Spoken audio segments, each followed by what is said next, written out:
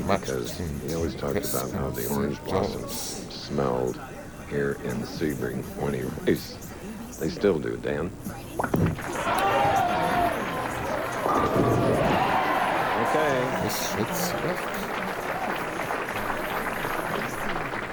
Very impressive fashion, the way this man starts. If you like numbers, Steve Jaros is 0-7 in his last 7 championship round appearances. However, he will finish first in the match, and the tournament leader is 10-3 when he finishes first. Oh, Jaros left that stubborn 10-10 now. Good opening shot. I don't think I've seen Steve Jaros any more dominating than he was last night. He just took this field and these lanes and just overpowered them. However, today is a one-game sprint. Let's see how he does.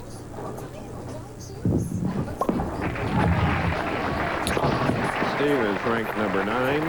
Tim Criss is ranked number 8. And the money earned thus far this year, Steve has won $51,044, and the closest Tim Criss, $50,050. So as I mentioned, the winner will get $18,000 to add to his total, and the runner-up $9,500.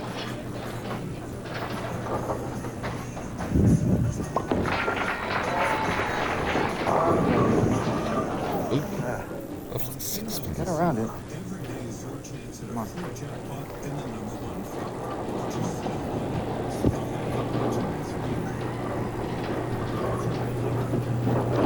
Steve Jaros a little bit left the target in the second frame. You see, he wants to get it out about the 5th board, gets about the 7th, breaks up the 4-6 split. Okay. Here today, we're glad as our senior vice president of production, Steve Anderson, and his son Matt, and Steve's father-in-law Ben Honorato, who hasn't missed a frame. What a bowling fan his father-in-law is.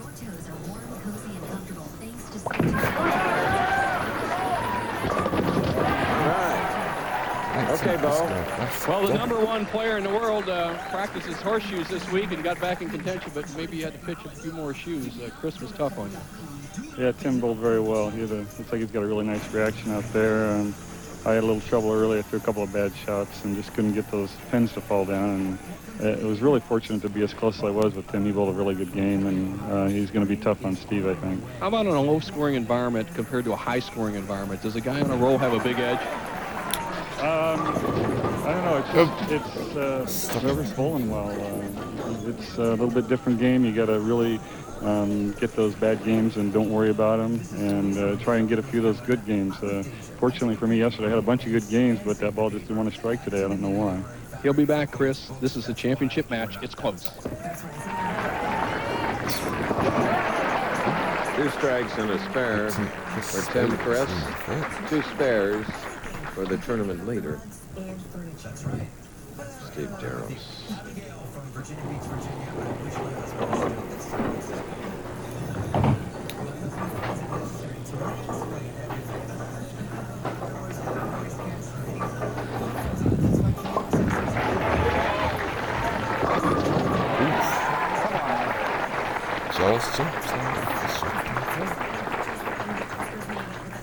Talk about dedication. Steve Jaros lapped this field for 42 games, and when he finished last night, he drilled up 2 new bowling balls. I spent a half hour talking with him back in the paddock. Then he went out and practiced and did some test work for an equipment company. Here early this morning, practicing again. He's put himself in position to win his first championship in 4 years. He needs to play the ball right in this area. That's his best shot.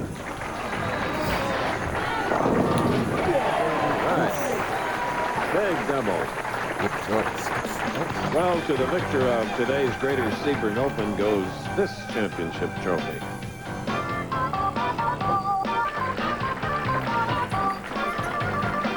Oh, those orange trees. A lot of cattle ranching here in the Sebring area, too. Need more than 1 acre of grass down here, though, partner. About 5 acres per cow. Not like where we live.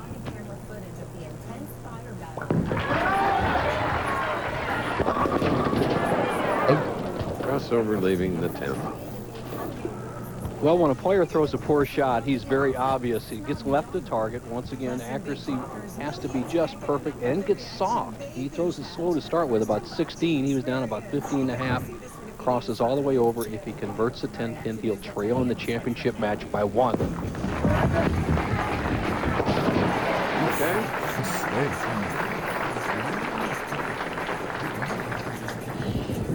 The Pro Bowlers Tour on ABC will return in 2 weeks to the Johnny Petraglia Open in North Brunswick, New Jersey. The start time is 3 Eastern. That's 2 weeks from today. Johnny cashed in this tournament. 40th spot, 199 average, took home better than $1,000 bucks.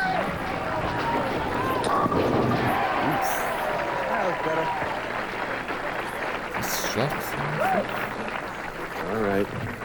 Now Steve Jaros with the double up, shooting in the 5th frame. This guy's so particular about his grip. He uses a fingertip grip, but he works out those thumb holes and fiddles with them, takes them home. He's in the pro shop business, but he absolutely has everything perfect before he uses a bowling ball. One more time, man. Come on. Okay. Tournament leaders, a kind of a surprise Norm Ginsberg, who kind of woke up about halfway through the second block and ended up averaging about 180. And Del Ballard came into play, and then Steve Jaros was solid all the way through. But once again, we haven't seen Del Ballard in the championship round this year. He is bowling much better. We'll see him before the season's out. Now Jaros can take a 21-pin lead, 6 frame.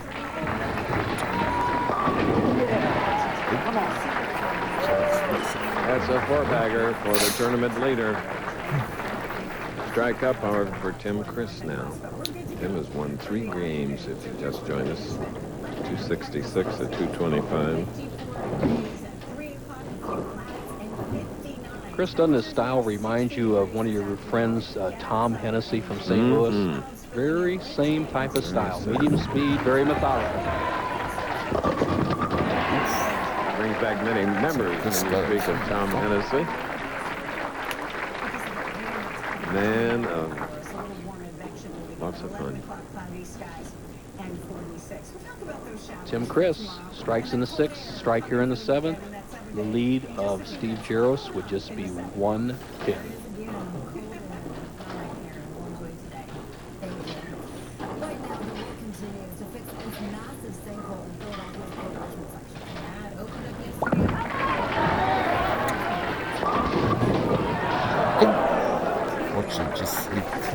Okay. A very patient Tim Criss leaves a half 10, almost has the swish in 7-10. Watch the 5-pin slide right over in front of the 7, doesn't get the action, and then off the sideboard. 6 avoids the 10. Okay. I want to give you the definition of a good son. One of our highly skilled technicians, George Boucher, gave his mother a brand new TV set, Lillian Boucher, who has watched this telecast from the beginning 36 years ago. Now, isn't that a good son to do that? Terrific.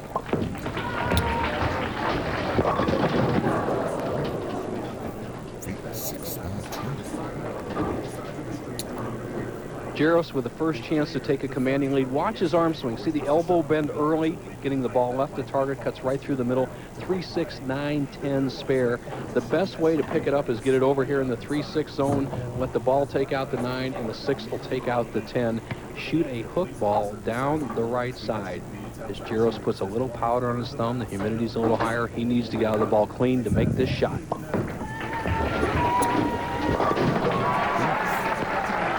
3, 6, 9, 10. Beautiful job. Well, that's pretty much a double right there. Come on. Interesting statement. He says that's pretty much as good as a double. There they are. June Dobelakis and Helen Jaros. Hoping that Steve can maintain his 8-pin lead for 3 more frames. Championship match.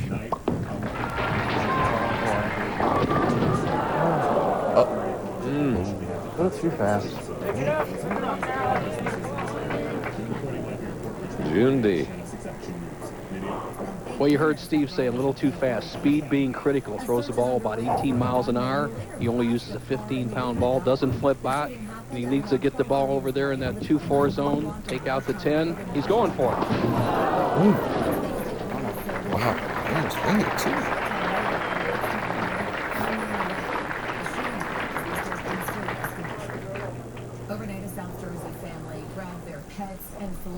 Tim Criss, sitting on the bench, takes the lead of 7 pins, 8th frame. No way to protect it, just make good shots. Don't look at the finish line, one shot at a time. That's the way you attack a championship match.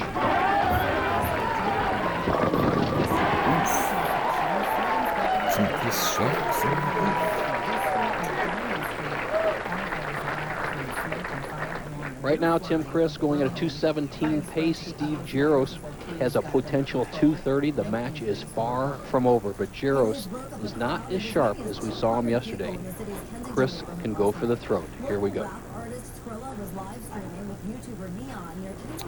Fourth match of the afternoon for Tim.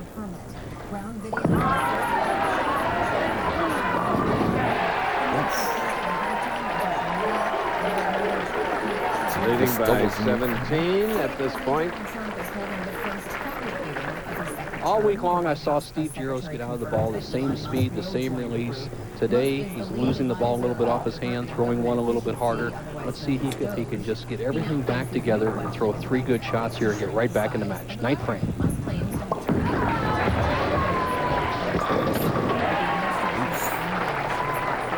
Jaros strikes in the knife. Well, the man that has very few unproductive movements in his game needs his best shots right now. He trails by 17. 2 strikes here in the 10th would give him the lead and force Tim Criss to strike for the title. Let's see what happens. It could lead to cuts for programs like Medicaid, which is used by 80 million Americans. The vote was 217 to 215, with one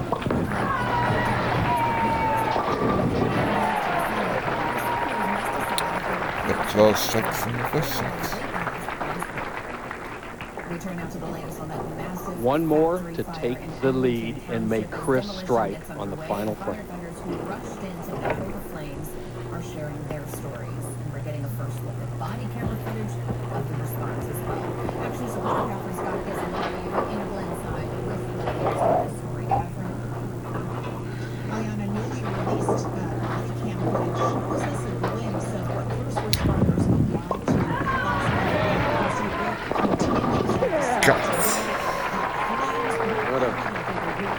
What a finisher this guy is. He showed his mettle on that shot. The first time I've ever seen him have to throw one for all the weight, and his beautiful arm swing, which is very low maintenance, directly on line, came through for him there. And now he needs 7 pins to make Tim Criss strike.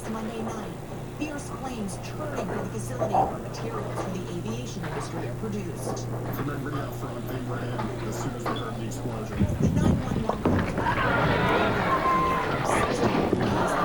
Uh-oh. What a huge mistake, partner. You know what ends up with 225? Criss only needs 9 spare.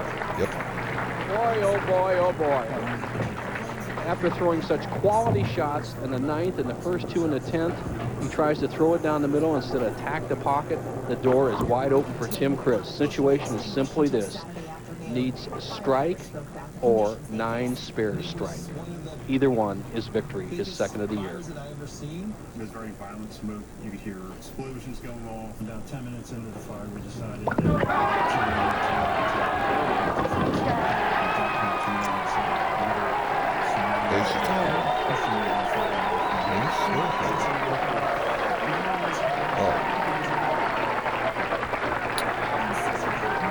Wow. And clutch.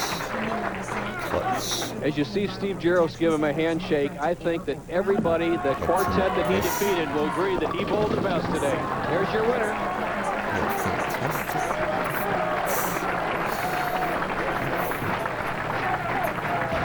That's a great match, too. Tim Criss, great champion. We'll be back. Like and subscribe.